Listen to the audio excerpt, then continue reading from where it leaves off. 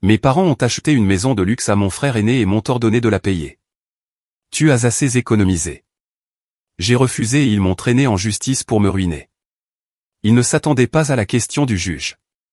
Si vous n'êtes pas encore abonné à la chaîne, cliquez sur le bouton d'abonnement et activez la clochette de notification pour ne manquer aucune de nos histoires. Votre soutien est essentiel pour nous. Si cette histoire vous semble intéressante, laissez-lui un pouce bleu. J'aimerais aussi savoir de quelle ville vous êtes. Laissez-nous le nom de votre ville dans les commentaires. Maintenant, commençons l'histoire. Ce souvenir a une odeur spécifique, un mélange de colle à maquette et de la poussière qui danse dans le rayon de lumière de l'après-midi. J'avais 10 ans. Le sol de ma chambre était mon univers, un paysage de pièces en plastique et de plans détaillés pour construire un galion espagnol. Chaque mât, chaque voile minuscule était un monde de concentration. J'étais en train de placer avec soin l'une des minuscules rambardes du pont quand le monde extérieur a fait irruption dans ma paix. Littéralement. Un fracas de verre brisé a fait bondir mon cœur dans ma gorge. Le ballon de football d'Hector, mon frère aîné, gisait au milieu des débris de la fenêtre de ma chambre, entouré d'une mer de verre scintillant.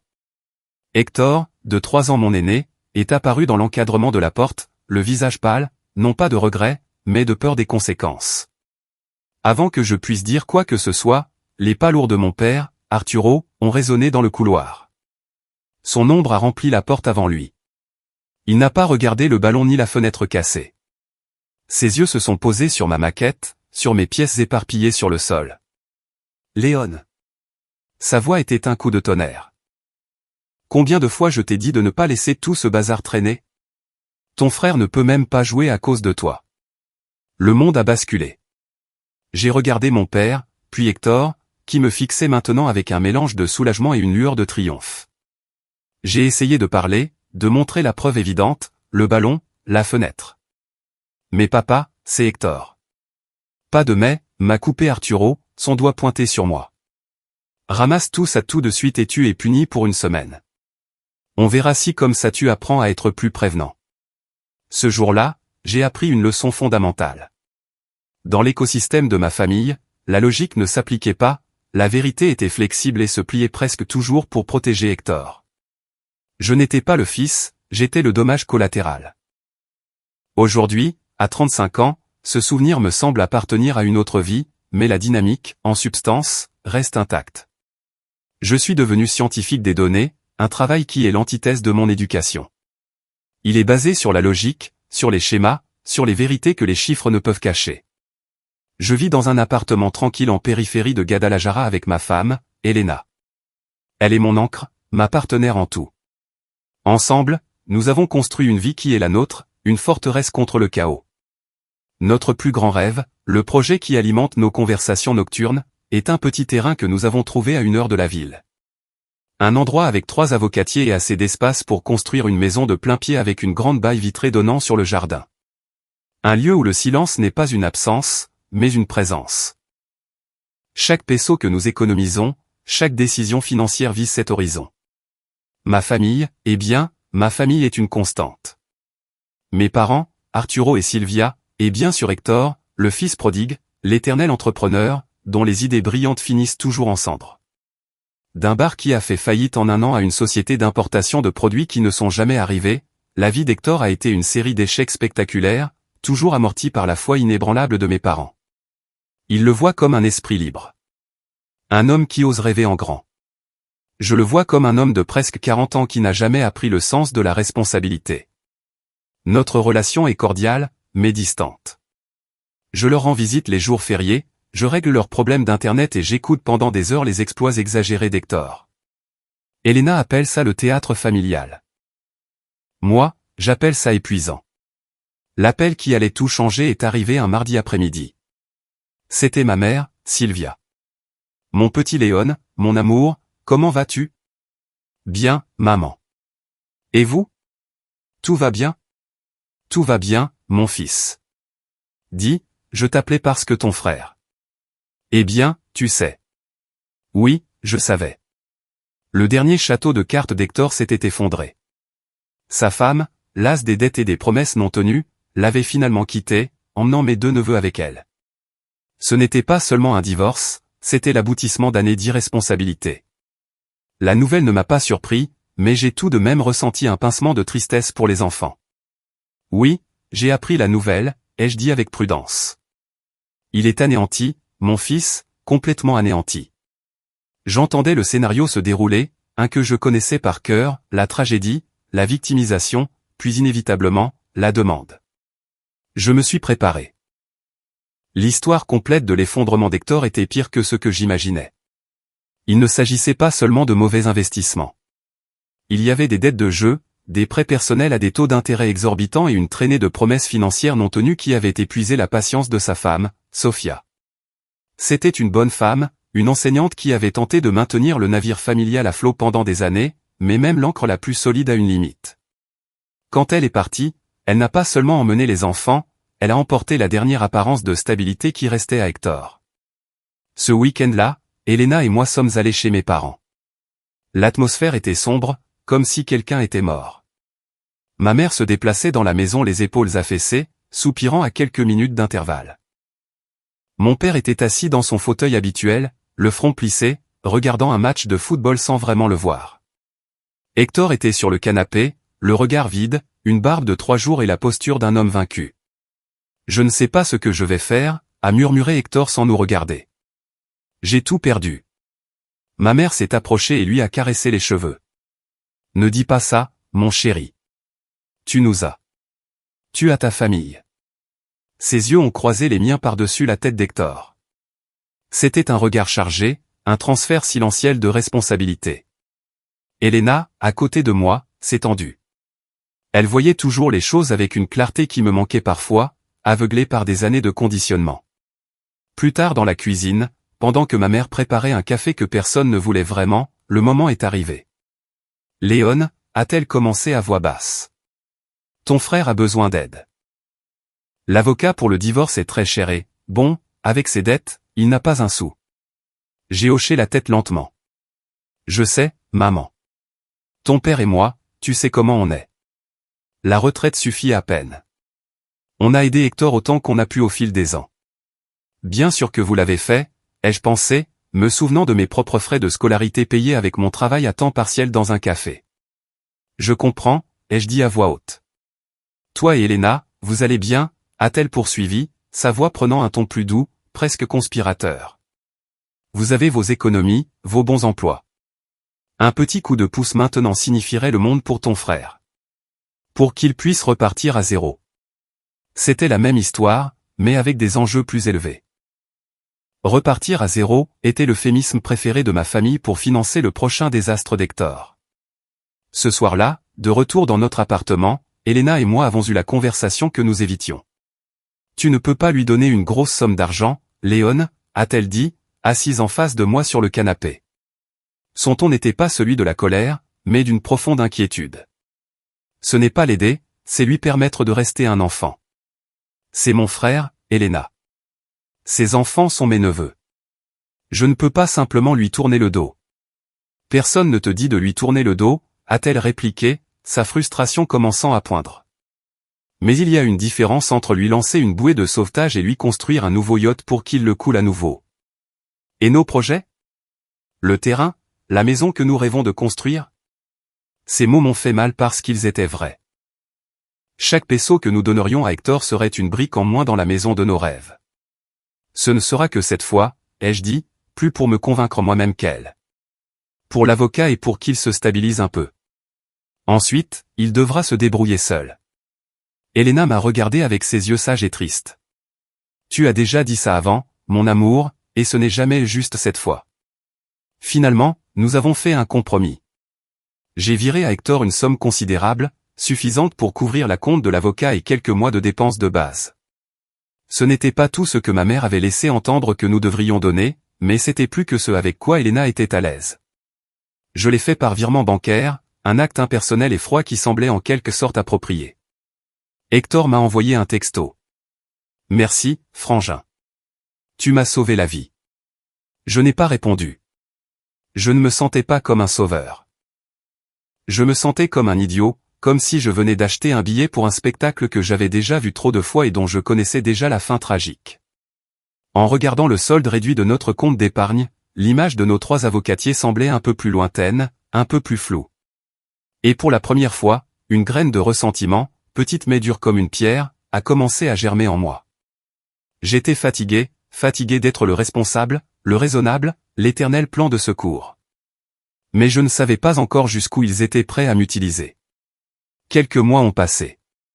La tempête initiale du divorce d'Hector a semblé se calmer. Il est retourné vivre chez mes parents, occupant son ancienne chambre d'adolescent, un détail qui m'a semblé à la fois pathétique et révélateur. La vie a repris une sorte de normalité tendue. Elena et moi nous sommes concentrés sur le travail, reconstruisant lentement nos économies. Le rêve du terrain a recommencé à prendre forme, brique par brique numérique sur notre compte bancaire. Nous avons cessé de parler d'Hector. C'était un terrain marécageux et nous savions tous les deux qu'il valait mieux le contourner. Cependant, l'absence de conversation était en soi une présence, un rappel silencieux de la fissure qui s'était ouverte entre mon devoir familial et ma loyauté envers la vie que je construisais avec ma femme. Puis, un jeudi après-midi, mon téléphone a sonné. C'était ma mère. Mon petit Léon, mon amour. Sa voix était anormalement joyeuse, effervescente. C'était le ton qu'elle utilisait quand Hector gagnait un trophée à l'école ou quand il annonçait un de ses projets millionnaires. C'était un ton que j'avais appris à redouter au fil des ans. « Salut, maman. Qu'est-ce qui se passe? Pourquoi si contente ?» ai-je demandé en essayant de paraître décontracté alors qu'une petite alarme commençait à sonner dans ma tête. « Oh, mon fils, nous avons une nouvelle merveilleuse. La meilleure des nouvelles. Ton père et moi sommes si heureux. Toute la famille l'est. » Mon esprit s'est emballé, passant en revue les possibilités. Hector avait trouvé un travail? Improbable. Il avait gagné au loto? Encore plus improbable. Peut-être que son ex-femme avait décidé de revenir avec lui. Quelle nouvelle, maman? C'est à propos d'Hector? Oui, c'est à propos de ton frère et des enfants. Sa joie était presque palpable et, étrangement, me transmettait un sentiment de terreur. Mais je ne peux pas te le dire par téléphone. C'est quelque chose que nous devons célébrer en personne. Pouvez-vous venir dîner, toi et Elena, ce samedi? J'ai fait une réservation à la Casona, l'endroit que tu aimes tant. La Casona, le restaurant le plus cher de la ville, l'endroit où nous allions pour les anniversaires importants. L'alarme dans ma tête est passée d'un bip à une sirène assourdissante. Mes parents ne dépensaient jamais d'argent comme ça, sauf pour une raison monumentale. Waouh, maman, ça a l'air sérieux. Tu es sûr que tout va bien? Mieux que bien, mon chéri. Merveilleux.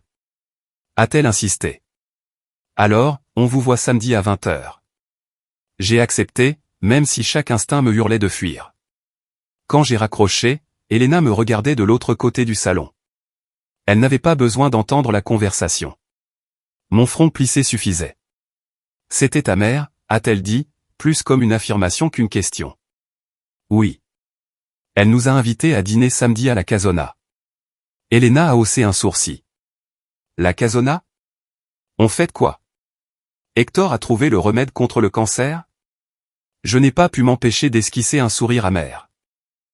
Apparemment, ils ont une nouvelle merveilleuse à son sujet. Nous sommes restés silencieux un moment.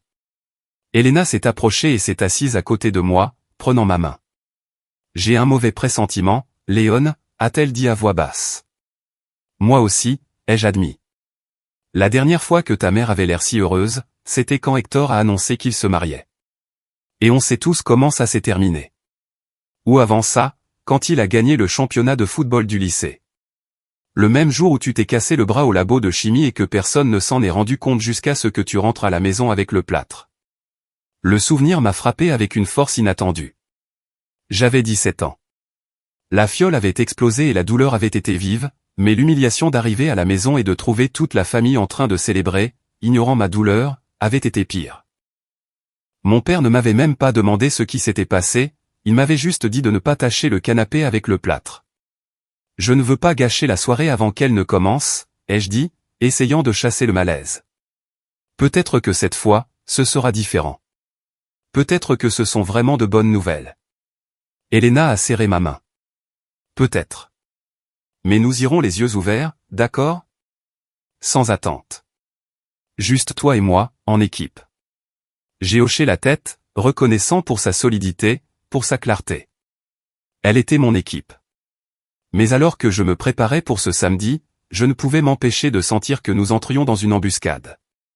Une embuscade avec des nappes en lin, des verres de vin cher et un sourire trop éclatant sur le visage de ma mère. Pour comprendre le dîner de samedi, il faut comprendre l'après-midi d'un mardi d'août, 17 ans plus tôt. J'avais 18 ans et je tenais dans mes mains la lettre d'acceptation d'une des meilleures universités d'ingénierie du pays. Mon cœur battait avec un mélange de fierté et de panique. C'était mon billet de sortie, ma chance de construire quelque chose par moi-même, loin de l'ombre d'Hector. J'ai couru au salon où mes parents regardaient la télévision. Maman, papa, regardez. Je leur ai tendu la lettre avec le plus grand sourire que j'ai jamais eu. Ma mère l'a prise, ses yeux parcourant les lignes. C'est dans la capitale, a-t-elle demandé, sont-on plus inquiets qu'enthousiastes? Oui, c'est la meilleure pour l'ingénierie. Mon père n'a même pas regardé le papier. Ses yeux étaient fixés sur l'écran. C'est très loin et ça doit être très cher. Eh bien, oui, mais je pensais qu'on pourrait. Le rire de mon père m'a coupé. C'était un rire sec, sans humour. Léon, on vient d'investir toutes nos économies et un peu plus dans le bar de ton frère. Hector a une vision, une vraie chance de faire quelque chose de grand. On ne peut pas se permettre de payer une université privée dans la capitale maintenant. La pièce a semblé rétrécir. Le papier dans la main de ma mère est soudain devenu lourd comme une pierre tombale.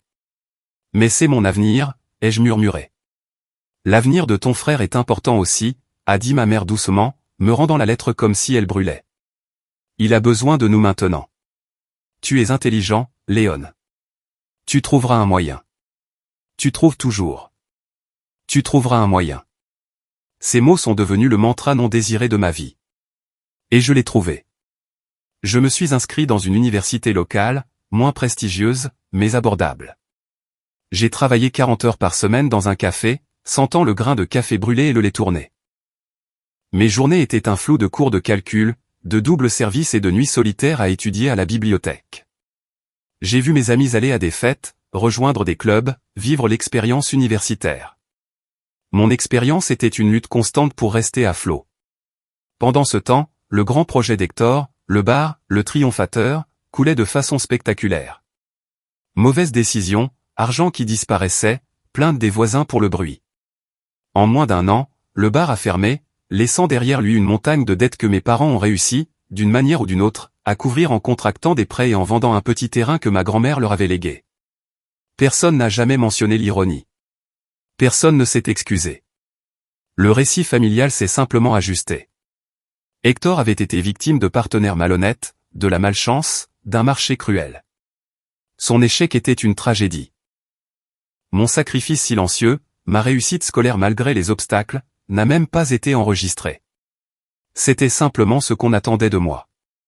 Cette histoire, ce schéma, est crucial car lorsqu'Elena et moi sommes entrés à la Casona ce samedi soir, nous n'entrions pas comme deux adultes dînant avec leurs parents. J'entrais comme le garçon de 18 ans à qui on a dit que son avenir pouvait attendre. J'entrais comme le fils dont on attendait qu'il trouve toujours un moyen. Le restaurant était élégamment éclairé. Un pianiste jouait une douce mélodie dans un coin. Mes parents et Hector étaient déjà à table. Une bouteille de vin rouge cher déjà ouverte. Vous voilà, s'est exclamé mon père en se levant pour me donner une étreinte maladroite qui sentait l'après-rasage et le vin. Ma mère nous a embrassés tous les deux. Vous êtes magnifiques. Asseyez-vous, asseyez-vous. On a déjà commandé un vin pour commencer à fêter. Fêter quoi, exactement? A demandé Elena avec un sourire poli, mais des yeux qui ne souriaient pas. Ma mère a ri, un son un peu trop aigu. Patience, ma chérie. D'abord, un toast. Arturo a levé son verre. À la famille. Et au nouveau départ. Nous avons trinqué. Le vin était bon, doux et corsé, mais pour moi, il avait un goût de cendre. J'ai regardé Hector. Il souriait. Un sourire sincère. Le sourire d'un homme qui croit que tous ses problèmes sont sur le point de disparaître. Et à ce moment-là, une certitude froide s'est installée dans mon estomac. La nouvelle merveilleuse n'était pas pour lui, elle était à son sujet. Et l'addition, comme toujours, allait m'être présentée. Le dîner commençait à peine, mais je me sentais déjà indigeste. Le poids de tous mes sacrifices silencieux passés s'est assis à table avec moi, un invité non désiré attendant le plat principal. La conversation pendant les entrées fut une pièce de théâtre soigneusement orchestrée. Ma mère parlait sans cesse de combien ses neveux regrettaient de ne pas avoir un foyer stable. Mon père hochait la tête, ajoutant des commentaires sur l'importance d'un jardin pour que les enfants puissent courir. Hector restait principalement silencieux, jouant le rôle du père blessé et inquiet avec un talent qu'un acteur professionnel envierait. Elena et moi avons échangé des regards par-dessus nos verres. Nous étions au premier rang d'un spectacle conçu pour nous attendrir, pour nous préparer au coup final. Lorsque le serveur s'est retiré après avoir pris notre commande, mon père s'est raclé la gorge. Le moment était venu. Bon, les enfants, a-t-il commencé d'un ton solennel qu'il utilisait pour les annonces importantes. Comme votre mère vous l'a dit, nous avons des nouvelles fantastiques. Il s'est penché et a sorti un dossier en cuir d'une mallette posée à ses pieds. Il l'a placé au centre de la table avec un son doux et définitif. Le logo d'une agence immobilière de luxe était gravé en or sur la couverture. Nous avons été très inquiets pour Hector et les enfants, a poursuivi ma mère, prenant le relais. Cet appartement de 2 chambres où ils sont n'est pas un endroit pour élever une famille. Ils ont besoin de stabilité. Ils ont besoin de racines. Mon cœur a commencé à battre plus vite. J'ai regardé Elena. Son visage était un masque de neutralité, mais ses jointures étaient blanches là où elle serrait sa serviette sous la table. Alors, a dit mon père en ouvrant le dossier d'un geste théâtral, votre mère et moi avons pris une décision. À l'intérieur du dossier se trouvaient des photos d'une maison. Pas n'importe quelle maison. C'était une résidence moderne de 2 étages, avec une piscine scintillante et un jardin parfaitement entretenu. Elle semblait tout droit sortie d'un magazine d'architecture. Nous avons trouvé la maison parfaite pour eux, a dit ma mère, les yeux brillants. 3 chambres, un bureau, un immense jardin. C'est dans un lotissement privé, très sûr pour les enfants. Elle est très jolie, ai-je réussi à dire, la gorge sèche. Jolie? Elle est parfaite, s'est exclamé mon père. Et nous l'avons eue à un prix excellent. Hector a finalement parlé, sa voix remplie d'une fausse humilité. C'est plus que ce que je mérite, mais pour mes enfants, je ferai n'importe quoi. C'est super. Je suis vraiment content pour vous, ai-je dit en essayant de paraître sincère. La nausée commençait à monter dans mon œsophage. Mon père a souri, un sourire large et satisfait. Je savais que tu comprendrais, Léon. Je savais qu'on pouvait compter sur toi. Il a fermé le dossier et l'a fait glisser sur la table vers moi. Sur moi, ai-je demandé, confus.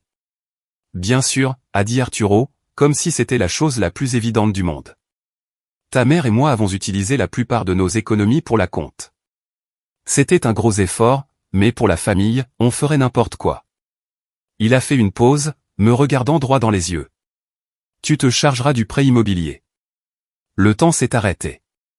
Le murmure du restaurant, la musique du piano, tout s'est estompé. Je n'entendais plus que le bourdonnement du sang dans mes oreilles. J'ai regardé mon père, puis ma mère, qui me souriait avec une douceur expectative. J'ai regardé Hector, qui ne pouvait soudain plus croiser mon regard, se concentrant intensément sur un morceau de pain.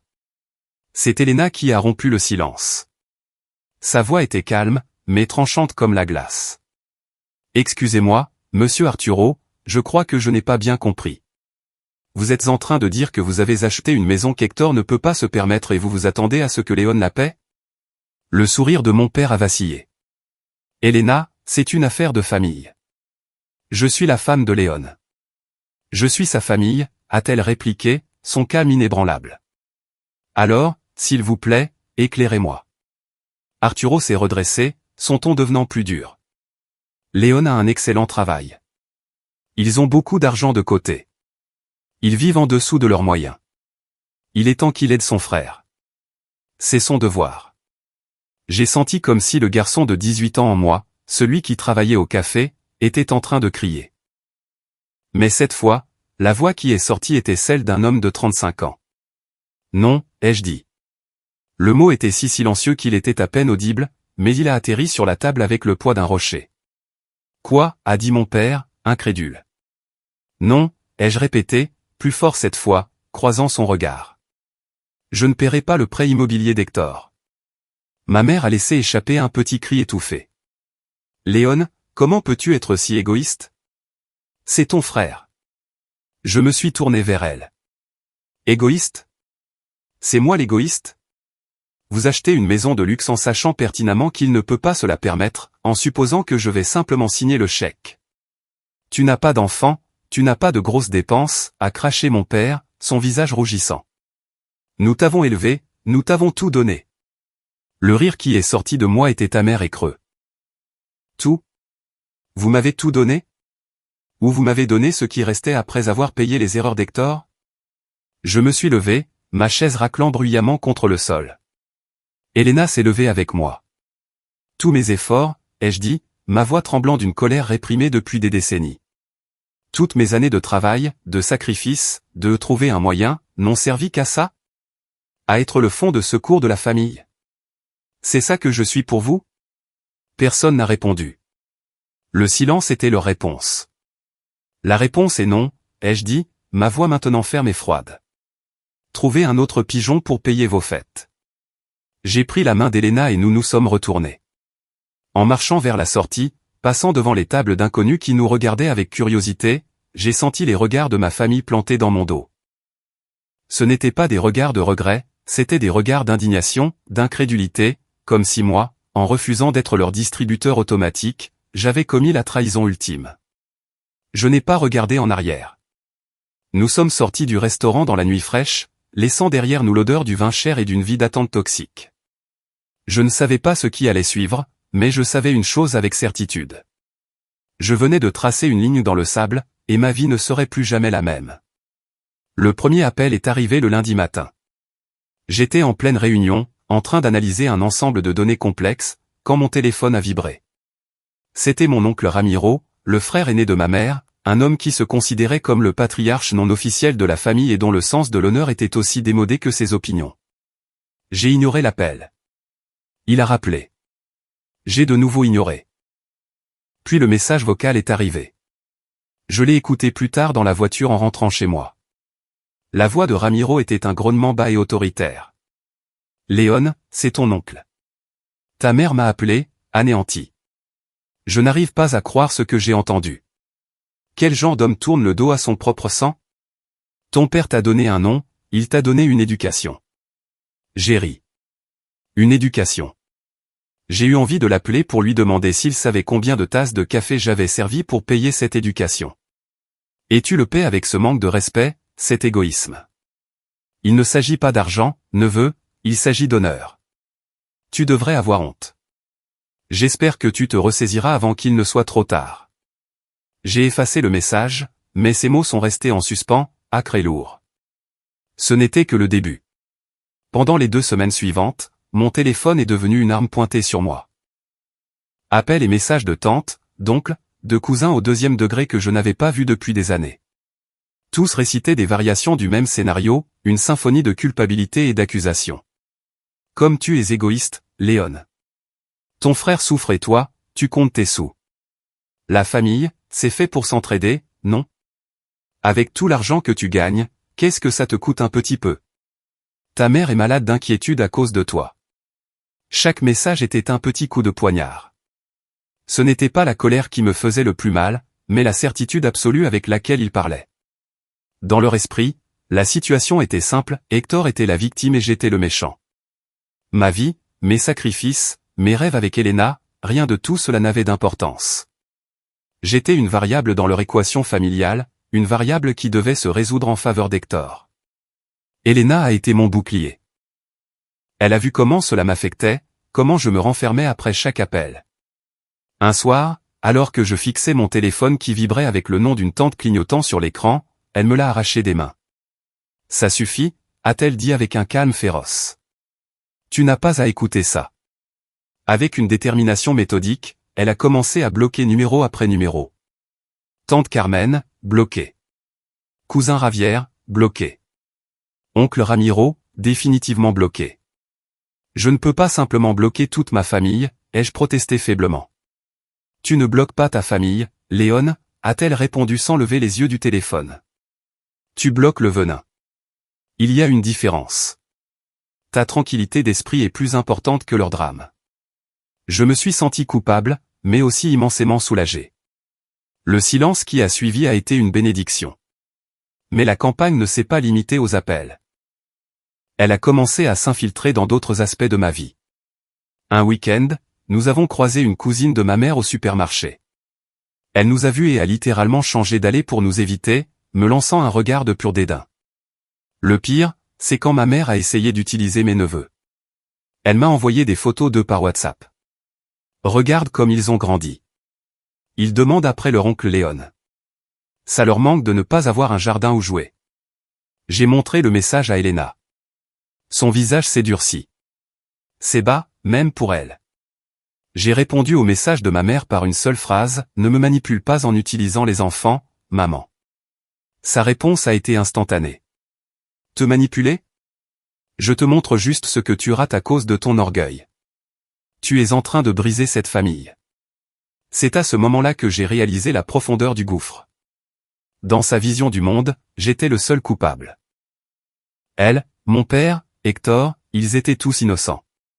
Leur incapacité à voir leur propre toxicité était stupéfiante. L'isolement était réel. J'avais l'impression d'avoir été exilé de ma propre histoire, de mon propre peuple. J'ai commencé à douter de moi-même dans les heures sombres de la nuit. Et s'ils avaient raison? Et si j'étais un égoïste? Et si le devoir familial primait vraiment sur tout le reste? J'ai avoué mes doutes à Elena un soir, alors que nous étions assis sur le balcon.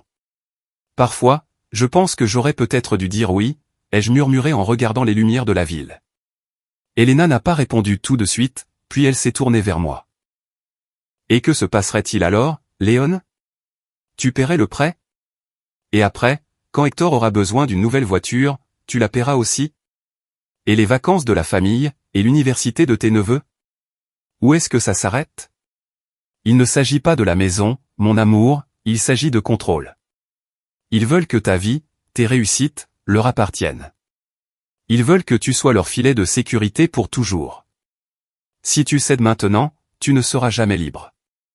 Ta vie ne sera jamais la tienne. Ces mots ont dissipé le brouillard de mon doute. Elle avait raison. Il ne s'agissait pas d'une maison, il s'agissait de ma vie. C'était une lutte pour ma propre âme. Le lendemain matin, je me suis réveillé avec une nouvelle résolution. La blessure était toujours là, mais elle ne me paralysait plus. La douleur se transformait en quelque chose de plus dur, de plus aiguisé, la détermination. Je n'allais pas les laisser me briser. Je n'allais pas céder. Mon avenir avec Elena, notre rêve des 3 avocatiers, valait la peine de se battre. Même si je devais me battre contre les personnes qui étaient censées m'aimer inconditionnellement. Au milieu du bombardement d'appels et de SMS, il y a eu un silence notable, celui de mon grand-père Julien, le père de mon père. Un homme de plus de 80 ans, à la peau tannée par le soleil et aux mains qui avait travaillé la terre toute sa vie. C'était un homme de peu de mots, mais ses silences étaient toujours pleins de sens. Tandis que le reste de la famille se précipitait pour juger, mon grand-père observait. C'est pourquoi, lorsqu'un samedi matin, la sonnette a retenti et que je l'ai vu à travers le Judas, mon cœur a fait un bond. Il ne venait pas me gronder, ce n'était pas son style. Mais je ne savais pas pourquoi il venait, et cela me rendait nerveux. Grand-père, ai-je dit en ouvrant la porte. Léon, a-t-il répondu d'un hochement de tête. Il portait son chapeau habituel et une chemise à carreaux repassés. Entre, s'il te plaît. Tu veux un café? Un verre d'eau suffira, a-t-il dit en entrant et en s'asseyant dans le fauteuil, sa place non officielle lorsqu'il nous rendait visite. Elena est sortie de la cuisine, s'essuyant les mains sur un torchon.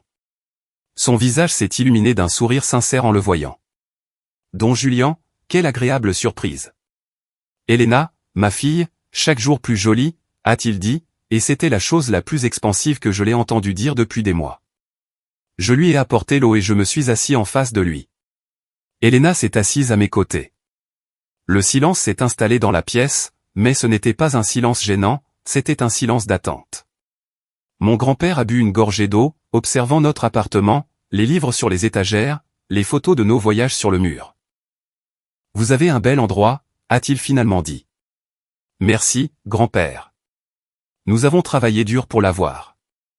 Il a hoché la tête lentement. Le travail acharné porte de bons fruits. Parfois. Un autre silence. Je savais qu'il savait. Les nouvelles dans ma famille voyageaient plus vite qu'un feu de prairie. Mon père ou ma mère l'avaient sûrement appelé pour lui donner leur version de l'histoire, pour le mettre de leur côté. Je suppose que tu as entendu ce qui s'est passé, ai-je dit, décidant d'aller droit au but. Il m'a regardé avec ses yeux clairs, des yeux qui avaient vu bien plus qu'il ne le raconterait jamais. J'ai entendu le bruit, a-t-il corrigé. Le bruit n'est pas toujours la vérité. Elena a discrètement serré ma main. Ton père m'a appelé, a poursuivi mon grand-père. Il m'a dit que tu lui avais manqué de respect, que tu ne voulais pas aider ton frère, que tu brisais la famille. Mon estomac s'est noué. J'attendais le sermon, la déception dans sa voix, mais rien n'est venu. Et qu'est-ce que tu lui as dit? Ai-je demandé.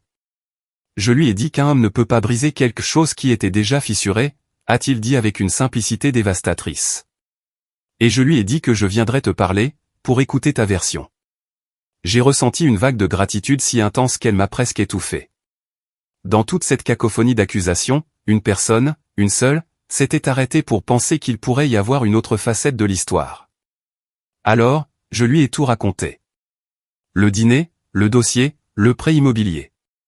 Les années de favoritisme, mon travail au café pour payer mes études pendant que l'argent de la famille partait en fumée dans les échecs d'Hector. J'ai parlé pendant près d'une demi-heure, les mots jaillissant, un mélange de colère, de douleur et d'une profonde tristesse. Elena est restée à mes côtés, sa présence un soutien silencieux. Quand j'ai eu fini, mon grand-père est resté silencieux un long moment, regardant par la fenêtre. J'ai pensé que je l'avais peut-être accablé, que peut-être maintenant, lui aussi penserait que j'étais un fils rancunier et aigri.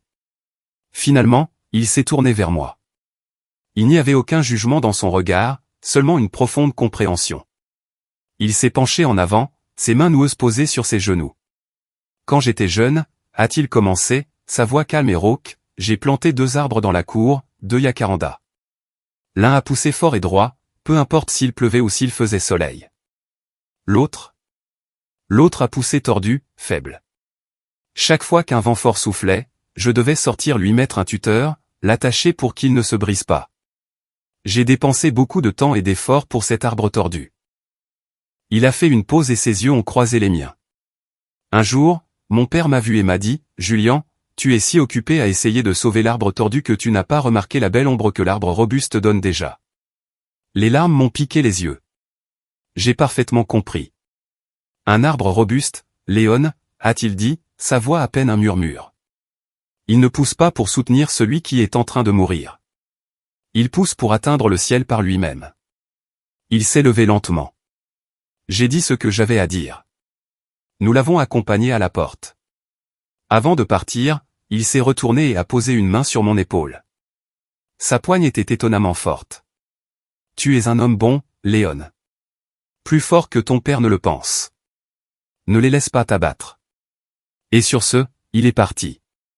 J'ai fermé la porte et je me suis appuyé contre elle, laissant enfin couler les larmes. Ce n'étaient pas des larmes de tristesse, c'étaient des larmes de validation. La visite de mon grand-père n'avait pas changé les faits, mais elle avait tout changé pour moi. Sa simple parabole m'avait donné la permission que je ne savais pas avoir besoin, la permission de grandir, d'atteindre le ciel, peu importe qui je laissais dans l'ombre. Après la visite de mon grand-père, un calme fragile s'est installé dans notre maison. Le bombardement téléphonique a cessé, remplacé par un silence glacial et menaçant. C'était comme le silence qui précède un tremblement de terre, quand les oiseaux arrêtent de chanter et que l'air semble lourd et immobile. Je savais que ce n'était pas fini. Ma famille n'était pas du genre à simplement abandonner. Ils se regroupaient, planifiaient leur prochain coup. Je me suis plongé dans le travail, cherchant refuge dans la logique ordonnée des chiffres et des algorithmes. Elena et moi avons repris notre routine, nos soirées cinéma à la maison, nos promenades du week-end. Nous avons essayé de faire comme si la vie était normale, mais la tension était une 3e personne dans notre relation, assise en silence sur notre canapé. Chaque fois que la sonnette retentissait, nous sursautions tous les deux. Chaque enveloppe d'aspect officiel dans le courrier était examinée avec suspicion. Et puis, c'est arrivé. C'était un jeudi après-midi.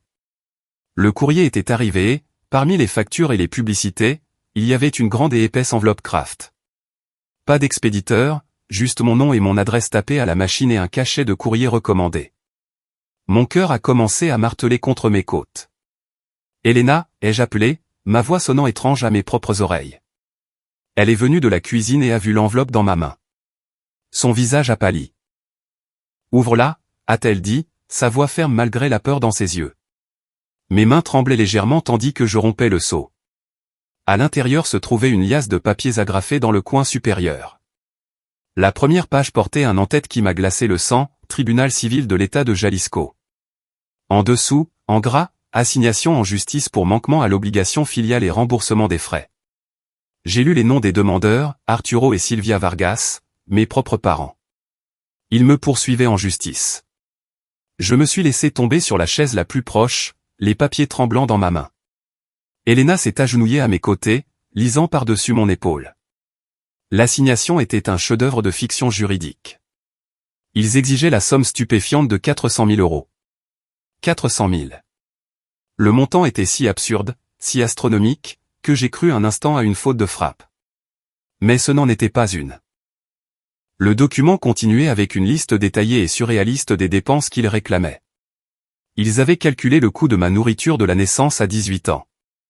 Les vêtements, les frais médicaux, l'éducation primaire et secondaire. Il y avait une section intitulée « Soutien émotionnel et guide moral durant l'adolescence » avec un chiffre ridiculement élevé joint. Ils ont même essayé d'inclure le coût des vacances familiales de quand j'avais 8 ans. C'était de la folie. C'était une tentative grotesque de marchandiser l'amour d'un parent, de transformer l'éducation en une transaction commerciale.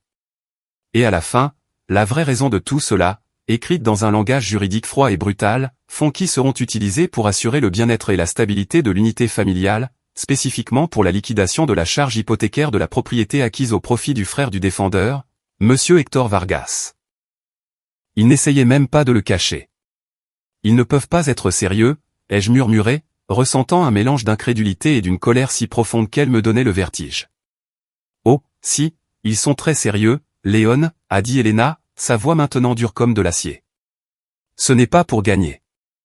Ils savent qu'ils ne peuvent pas gagner. C'est pour te briser. C'est pour te traîner dans la boue, pour t'humilier, pour te rendre la vie si misérable que tu céderas juste pour que ça s'arrête. Elle avait raison. C'était une tactique de la terre brûlée, une déclaration de guerre totale. Le montant qu'ils demandaient n'était pas une coïncidence. C'était presque exactement le montant qu'Elena et moi avions en épargne et en investissement, le montant que nous avions accumulé pendant plus d'une décennie de travail acharné et de discipline. Le montant qui représentait notre avenir, notre terrain, la maison de nos rêves. Ils voulaient me ruiner. Ils voulaient détruire tout ce que j'avais construit, tout ce que nous avions construit ensemble. Pendant un long moment, je suis resté assis en silence, à regarder les papiers. La colère initiale a commencé à se dissiper, remplacée par autre chose. Un calme glacial, une clarté absolue. Ils avaient franchi la dernière ligne. Ils avaient pris l'amour, la confiance et le sang qui nous unissaient et en avaient fait une arme. Il n'y avait plus de retour en arrière possible, plus de possibilité de réconciliation. J'ai levé les yeux et j'ai croisé ceux d'Elena. Elle a vu le changement en moi. Elle a vu que le fils blessé et le frère coupable étaient morts à cet instant. Ils voulaient une guerre, lui ai-je dit, ma voix calme et posée. Ils l'auront. Je me suis levé, j'ai pris mon téléphone et j'ai cherché sur Google « Meilleurs avocats en droit civil à Guadalajara ». La bataille n'était plus pour une maison ou pour de l'argent. C'était pour mon nom, pour ma dignité et pour mon droit d'exister en dehors de l'ombre de leurs attentes. Et c'était une bataille que je n'avais pas l'intention de perdre. Le lendemain, j'ai pris ma matinée au travail. L'excuse était un rendez-vous médical, ce qui n'était pas entièrement faux. J'avais l'impression que ma vie subissait une intervention chirurgicale majeure sans anesthésie. Le cabinet de Valeria Rio, l'avocate la mieux notée que j'avais trouvée, se trouvait dans un immeuble moderne du centre-ville. Tout, dans cet endroit, criait la compétence et le succès, les meubles design minimalistes, l'art abstrait au mur, la réceptionniste impeccablement vêtue qui nous a offert de l'eau gazeuse ou du café expresso. Elena et moi nous sommes assis dans la salle de conférence, sur des chaises en cuir qui faisaient un bruit coûteux quand on bougeait. J'ai posé l'assignation sur la table en verre poli. L'enveloppe Kraft semblait vulgaire et déplacée dans un environnement si sophistiqué. Valeria est entrée quelques minutes plus tard. C'était une femme d'une quarantaine d'années, vêtue d'un tailleur pantalon gris qui coûtait probablement plus cher que ma première voiture. Elle portait des lunettes à monture noire qui lui donnaient un air intellectuel et une expression qui suggérait qu'elle avait tout vu et n'était pas facilement impressionnable. Monsieur et Madame Vargas, a-t-elle dit en nous serrant la main d'une poignée ferme. Merci d'être venu. Valeria Rio. S'il vous plaît, dites-moi ce qui vous amène. Je lui ai fait glisser l'assignation sur la table. Elle a mis ses lunettes, s'est penchée et a commencé à lire. Son visage n'a montré aucune émotion pendant que ses yeux parcouraient les pages. Aucune surprise, aucune incrédulité, pas même un sourcil levé. C'était le calme d'une professionnelle confrontée quotidiennement au côté le plus laid de la nature humaine. Quand elle a eu fini, elle a enlevé ses lunettes et nous a regardés. Eh bien, a-t-elle dit, sa voix calme et mesurée. J'ai déjà vu des plaintes frivoles, mais celle-ci est une œuvre d'art. Malgré la situation, j'ai presque souri. Donc, vous pensez que c'est ridicule, a demandé Elena. Légalement, c'est un non-sens, a affirmé Valeria. L'obligation des parents d'entretenir leurs enfants prend fin lorsqu'ils atteignent la majorité. Le concept de remboursement pour éducation n'existe pas dans notre système juridique.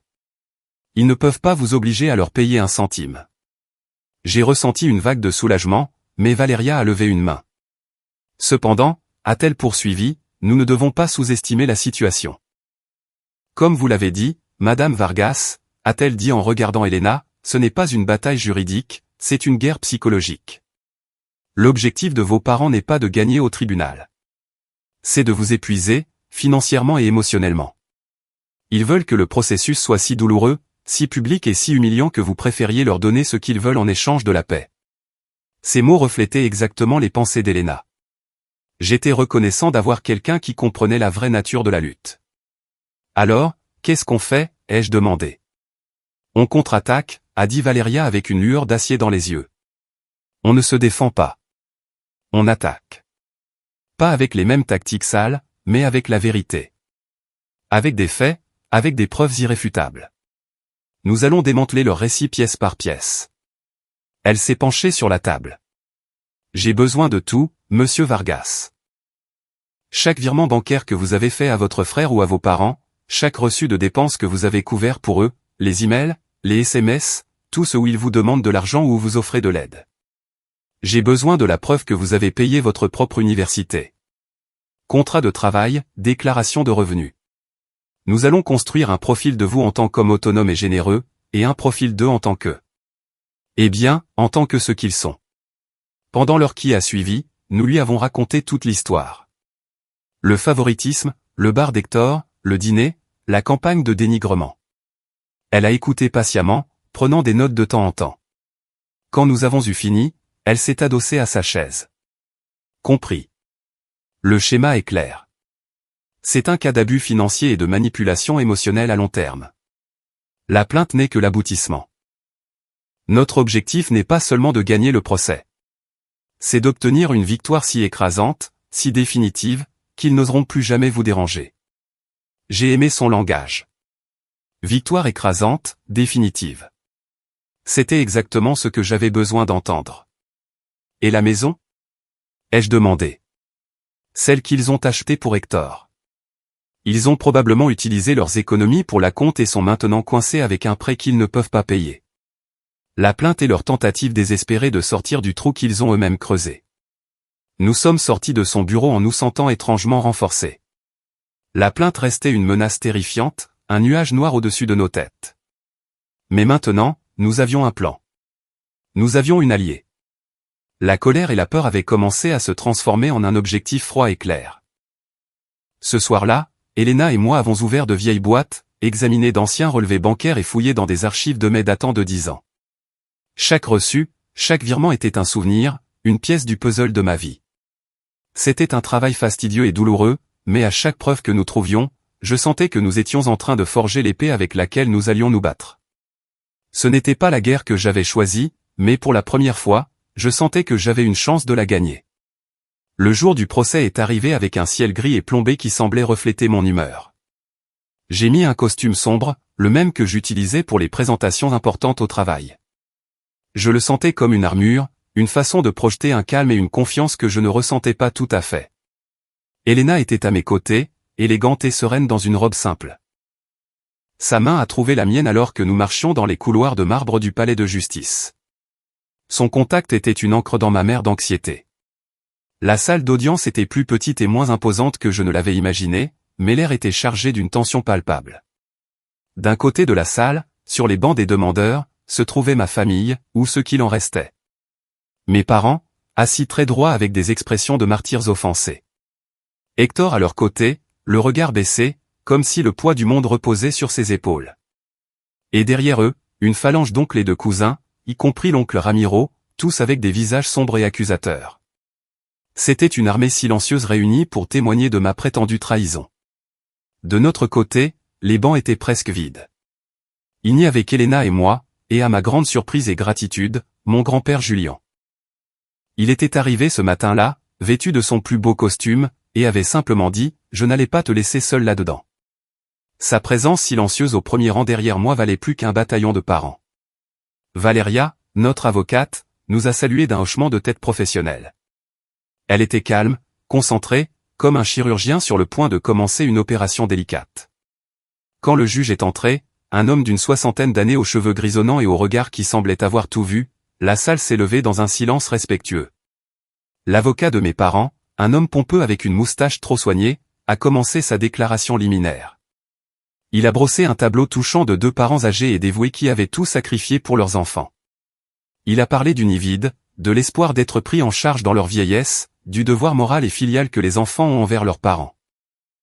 Mes clients, Arturo et Sylvia Vargas, a-t-il dit d'une voix tremblante d'une émotion feinte, ne sont pas ici par cupidité, votre honneur.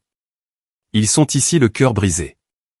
Ils ont élevé deux fils, mais l'un d'eux, le défendeur, Monsieur Léon Vargas, ayant atteint un grand succès grâce aux fondations que ses parents lui ont fournies, a refusé de remplir l'obligation la plus élémentaire de toutes, la gratitude.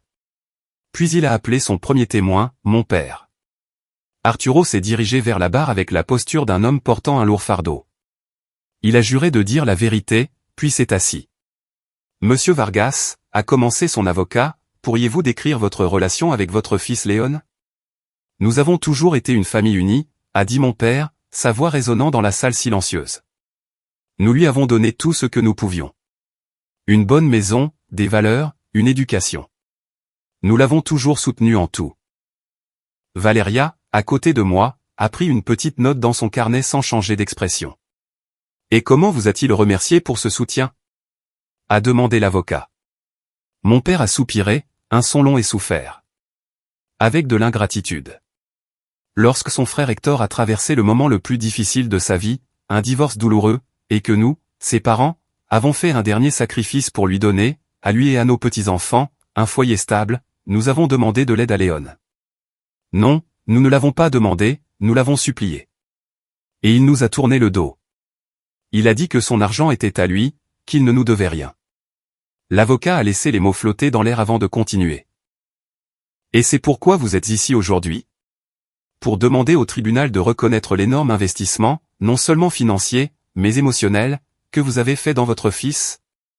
L'interrogatoire a continué sur cette lancée, construisant une image de moi comme un monstre froid et calculateur. Quand l'avocat de mes parents a eu terminé, il s'est assis avec un sourire satisfait. Votre témoin, a-t-il dit à Valéria. Valéria s'est levée lentement et s'est approchée de la barre. Elle s'est arrêtée à quelques mètres de mon père, le regardant par-dessus ses lunettes. Monsieur Vargas, a-t-elle commencé, sa voix douce, presque conversationnelle. Vous avez déclaré que vous avez toujours soutenu vos fils de manière égale. C'est exact, a dit mon père fermement. Admirable. Parlons de l'éducation universitaire de vos fils. Avez-vous contribué financièrement au cursus universitaire de votre fils Hector? Mon père a hésité une fraction de seconde. Eh bien, il a commencé plusieurs projets. Nous l'avons soutenu dans ses entreprises. Je ne vous ai pas interrogé sur ces entreprises, monsieur Vargas. Je vous ai interrogé sur son cursus universitaire. Avez-vous payé pour cela? Il ne l'a pas terminé, a marmonné mon père. Je vois. Et avez-vous contribué financièrement au cursus universitaire de votre fils Léon, le défendeur ici présent? Le silence s'est étiré. Léon est très intelligent, a-t-il finalement dit. Il a trouvé le moyen de se le payer. Il a trouvé le moyen, a répété Valéria, laissant la phrase résonner. C'est-à-dire qu'il a travaillé pour payer ses études pendant que son frère recevait le soutien financier de la famille pour ses entreprises. Est-ce correct? Nous soutenions la famille, a dit mon père sur la défensive. Je comprends. Parlons de ces entreprises. Monsieur Vargas, reconnaissez-vous ce document? Valeria a remis au greffier un papier qui a ensuite été remis à mon père. C'était une copie d'un contrat de prêt. Mon père l'a regardé, son visage pâlissant légèrement. C'est un contrat de prêt pour un bar que mon fils Hector a ouvert il y a des années, a-t-il admis. Correct. Et si vous regardez la section garant, pourriez-vous lire à haute voix le nom qui y figure? Mon père a dégluti. Arturo Vargas. Merci. Et reconnaissez-vous cet autre document? Elle lui a remis un autre contrat de prêt, cette fois pour une société d'importation. Le résultat fut le même. Puis un autre. Et un autre. Quand Valeria a eu terminé, elle avait présenté 4 contrats de prêt pour les entreprises ratées d'Hector, tous garantis par mon père. Monsieur Vargas, a dit Valeria, sa voix perdant maintenant sa douceur pour acquérir un tranchant acéré, les preuves montrent un schéma clair. Non seulement vous avez financé les échecs commerciaux répétés de votre fils aîné, mais vous avez également risqué votre propre patrimoine en vous portant garant. Avez-vous jamais offert à votre fils Léon le même niveau de soutien financier pour ses propres aspirations? Léon n'en avait pas besoin, a craché mon père. Exactement, a dit Valeria, se tournant pour regarder le juge un instant. Il n'en avait pas besoin parce qu'il était responsable. Parce qu'il trouvait le moyen. Monsieur Vargas, n'est-il pas vrai que cette plainte n'a rien à voir avec le remboursement de l'éducation, mais tout à voir avec votre tentative de forcer votre fils qui a réussi à payer pour les dettes et le style de vie de votre fils qui a moins réussi? C'est un mensonge. A crié mon père en frappant le bord de la barre. Vraiment? A demandé Valeria calmement. Votre honneur, je n'ai pas d'autres questions pour le moment. Elle s'est assise. L'air dans la salle d'audience avait changé. Le récit des parents martyrs avait été percé, et pour la première fois, on entrevoyait la vilaine vérité qui se cachait en dessous. J'ai regardé mon père, qui évitait mon regard, son visage un masque de fureur et d'humiliation. La première fissure dans leur forteresse était apparue, et la bataille ne faisait que commencer. Le témoin suivant fut ma mère. Elle est montée à la barre avec un mouchoir à la main, déjà prête pour les larmes. Son témoignage fut une performance émotive, pleine de soupirs, de pauses dramatiques et de regards peinés dans ma direction. Elle a parlé des nuits blanches passées à s'inquiéter pour moi, de la façon dont elle avait toujours voulu que ses 2 fils soient les meilleurs amis du monde, et de la façon dont ma froideur lui avait brisé le cœur. Quand ce fut le tour de Valeria, elle fut douce, presque compatissante. Madame Vargas, personne ne doute de l'amour que vous portez à vos enfants, commença-t-elle. Mais j'aimerais comprendre quelque chose. Lors du dîner où vous avez demandé à votre fils Léon de payer le prêt immobilier, étiez-vous conscient que lui et sa femme économisaient pour un projet personnel important, acheter un terrain et construire leur propre maison? Ma mère a essuyé une larme inexistante. Les jeunes ont toujours des rêves, mais la famille passe avant tout. Le besoin d'Hector était réel, immédiat. Donc, le besoin de votre fils aîné d'avoir une maison de luxe était plus important que le rêve de toute une vie de votre fils cadet, a clarifié Valeria. Ce n'était pas une question, c'était une affirmation. Hector a des enfants, a dit ma mère comme si c'était là tout maître. Léon, non. Je vois. Donc, selon vous, la valeur ou le besoin d'une personne est défini par le fait qu'elle ait des enfants ou non. C'est bien ça? Ma mère a hésité. Ce n'est pas ça. C'est juste que les responsabilités sont différentes. Valeria a laissé le silence gênant s'installer avant de dire « Merci, Madame Vargas ». C'est tout. Le point culminant du procès est arrivé lorsque le juge, qui était jusqu'alors resté majoritairement silencieux, observant et écoutant, s'est penché en avant. Il a ajusté ses lunettes et a fixé son regard sur mon père. « Monsieur Vargas, permettez-moi de voir si je comprends la chronologie des événements, » a dit le juge, sa voix calme mais d'une autorité indéniable. « Vous et votre femme, avec vos économies de retraite, décidez de verser un acompte pour une maison que votre fils aîné, Monsieur Hector Vargas, ne peut pas se permettre de payer. Nous voulions l'aider, votre honneur, a dit mon père. Je comprends le désir d'aider, a poursuivi le juge. Mais ce que je ne comprends pas, c'est l'étape suivante. Au lieu d'acheter une propriété que votre fils pourrait entretenir ou de l'aider à trouver une solution financière durable, vous avez procédé à l'achat d'une propriété coûteuse, puis vous avez tenté de refiler la dette à votre autre fils, Monsieur Léon Vargas. Est-ce exact? Nous espérions qu'en tant que famille, tout le monde contribuerait. Monsieur Vargas, l'a interrompu le juge, sa patience diminuant clairement. Ce n'est pas ce que les preuves indiquent. Les preuves indiquent que vous n'attendiez pas qu'il contribue.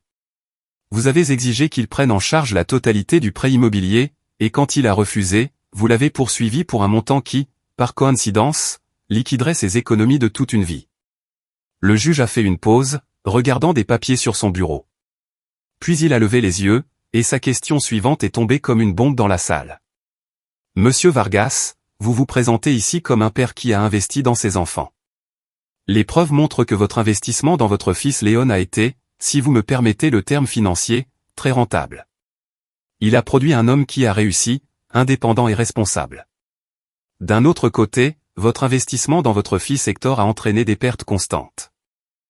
Ma question est la suivante, et je veux que vous y réfléchissiez attentivement. Pourquoi, monsieur Vargas, essayez-vous de liquider votre investissement réussi pour continuer à financer celui qui s'est avéré à plusieurs reprises être un échec?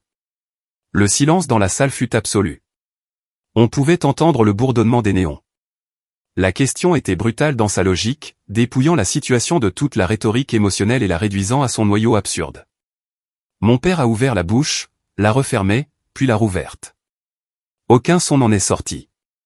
Son visage, autrefois rouge de colère, était maintenant pâle et en sueur. Il avait été complètement désarmé.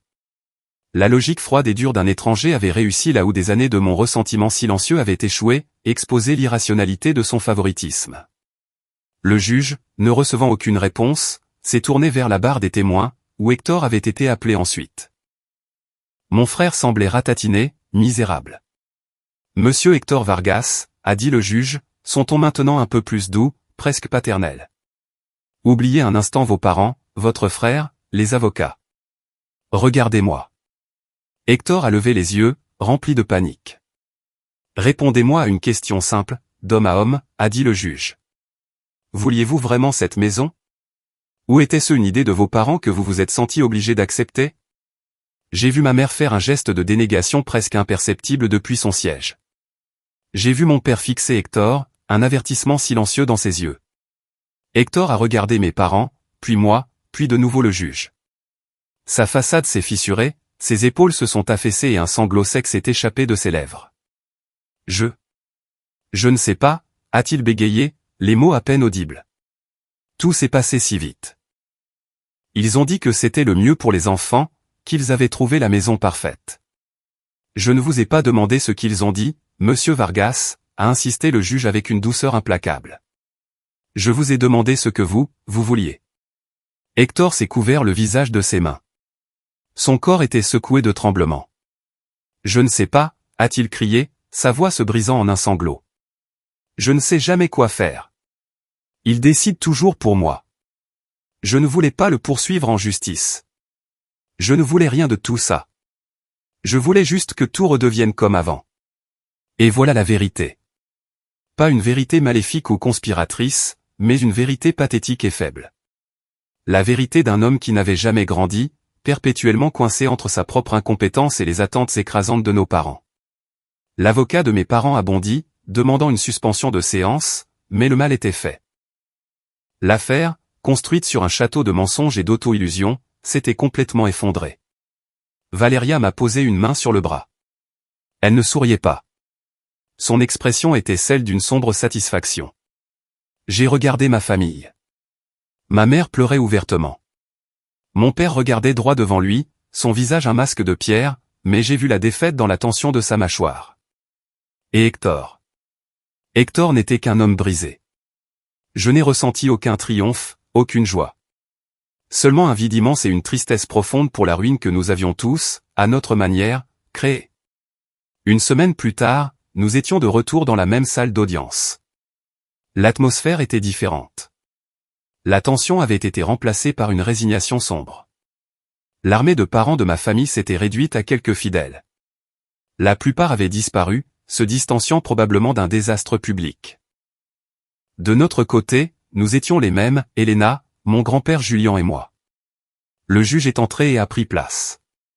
Il n'a pas perdu de temps. Il a ouvert un dossier, s'est raclé la gorge et a commencé à lire sa décision. Après un examen attentif des preuves présentées et des témoignages entendus, a commencé sa voix, remplissant la salle. Ce tribunal détermine que la plainte déposée par messieurs Arturo et Sylvia Vargas contre monsieur Léon Vargas est dénuée de tout fondement juridique et factuel. Il a fait une pause et a levé les yeux, nous regardant par-dessus ses lunettes. L'obligation légale et morale des parents de subvenir aux besoins de leurs enfants est un pilier de notre société. Cependant, cette obligation ne crée pas une dette financière qui peut être réclamée une fois que l'enfant atteint l'âge adulte. L'éducation n'est pas une transaction commerciale. L'amour ne peut être facturé. Il a regardé directement mes parents. En fait, a-t-il poursuivi, les preuves suggèrent de manière écrasante le contraire de ce que les demandeurs allèguent. Monsieur Léon Vargas n'a pas seulement été un citoyen autonome depuis sa majorité, mais il a fourni un soutien financier important et répété à la fois à ses parents et à son frère, monsieur Hector Vargas. Ce tribunal considère la tentative des demandeurs de réclamer un remboursement pour l'éducation, tout en essayant simultanément de forcer le défendeur à assumer la dette d'autrui, non seulement comme infondé, mais comme un acte de mauvaise foi. Le juge a fermé le dossier d'un son doux et final. Franchement, a-t-il dit, sa voix maintenant dépouillée de toute formalité juridique et remplie d'un dédain froid, je trouve le comportement des demandeurs envers leur fils profondément décevant et un exemple flagrant d'abus émotionnel et financier. La plainte est rejetée. Et c'était tout. Avec ces quelques mots, tout était terminé. Il n'y a pas eu d'explosion de joie, pas d'étreinte de célébration. Juste un profond soupir de soulagement collectif. Valéria m'a souri et m'a donné une tape dans le dos. Elena a serré ma main avec force, ses yeux brillants de larmes contenues. Mon grand-père Julien m'a posé une main sur l'épaule, un geste qui disait tout. « Tu es libre », a-t-il murmuré. J'ai regardé de l'autre côté de la salle. Ma mère pleurait en silence, le visage caché dans ses mains. Hector regardait le sol, complètement abattu. Mon père, cependant, me regardait. Pour la première fois de tout le processus, il me regardait droit dans les yeux. Il n'y avait ni tristesse ni regret dans son regard. Seulement une colère froide et dure. Une colère qui disait que ce n'était pas une défaite, mais une trahison. Ma trahison. À ce moment-là, j'ai su que même si j'avais gagné devant la loi, je l'avais perdu pour toujours. Si tant est que je l'ai jamais eu. Ils sont sortis de la salle sans un mot, un petit groupe familial brisé. Nous les avons regardés partir et j'ai ressenti une douleur aiguë, la douleur d'une amputation. J'avais coupé une partie de moi pour pouvoir survivre. La victoire avait un goût amer, comme la cendre. Je ne me sentais pas comme un vainqueur. Je me sentais comme le seul survivant d'un naufrage que j'avais moi-même provoqué. Mais en sortant du palais de justice, sous la lumière du soleil, pour la première fois depuis des mois, j'ai senti que je pouvais respirer profondément sans que ma poitrine me fasse mal. C'était le goût aigre-doux de la liberté. Les 6 mois qui ont suivi le procès ont été comme réapprendre à marcher. Le silence de ma famille a été total et absolu. C'était comme si j'avais cessé d'exister. Au début, c'était douloureux. Chaque appel téléphonique qui n'arrivait pas pour mon anniversaire, chaque jour férié passé dans un silence inconnu, était un rappel du fossé qui s'était creusé. Mais lentement, la douleur a été remplacée par la paix. Une paix profonde et tranquille que je n'avais jamais connue auparavant. Sans le drame constant, sans l'anxiété de la prochaine crise d'Hector, sans le poids des attentes de mes parents, ma vie me semblait plus légère, plus mienne. Elena et moi avons finalement acheté notre terrain. Le jour où nous avons signé les actes, nous avons apporté une bouteille de vin et 2 verres et nous nous sommes assis sous l'un des avocatiers. À nous, a dit Elena en levant son verre. Au nouveau départ, ai-je répondu, et cette fois, les mots semblaient vrais. Nous avons commencé à travailler avec un architecte, à concevoir notre maison. Chaque décision, de l'emplacement des fenêtres à la couleur des carreaux de la cuisine, était la nôtre et seulement la nôtre. C'était un acte de création, un antidote à toute la destruction que nous avions subie. Nous avons adopté un chien d'un refuge local, un bâtard maladroit et affectueux que nous avons appelé Bruno. Il a rempli notre maison du bruit de ses pattes qui courent et de ses aboiements joyeux, comblant les espaces que le silence de ma famille avait laissés. Mon grand-père Julien nous rendait souvent visite. Il apportait des fruits de son verger et nous racontait des histoires de sa jeunesse. Il ne mentionnait jamais mon père ni le reste de la famille, et je ne posais pas de questions. Nous comprenions tous les deux que ce chapitre était clos. Un jour, alors que nous examinions les plans sur la table de la cuisine, mon téléphone a vibré avec la notification d'un email. C'était une adresse que je ne reconnaissais pas. La curiosité a eu raison de moi et je l'ai ouvert. L'objet était vide. Le message était court, de Sylvia Vargas. Léon, nous avons appris que vous avez acheté le terrain. Félicitations. Comme vous avez maintenant beaucoup d'espace, et étant donné que les choses sont toujours difficiles pour Hector, ton père et moi avons pensé que ce serait une bonne idée que tu lui permettes de construire une petite maison dans un coin de votre propriété. Ce serait une merveilleuse solution temporaire pour lui et pour nos petits-enfants, et une bonne façon de commencer à guérir les blessures de la famille.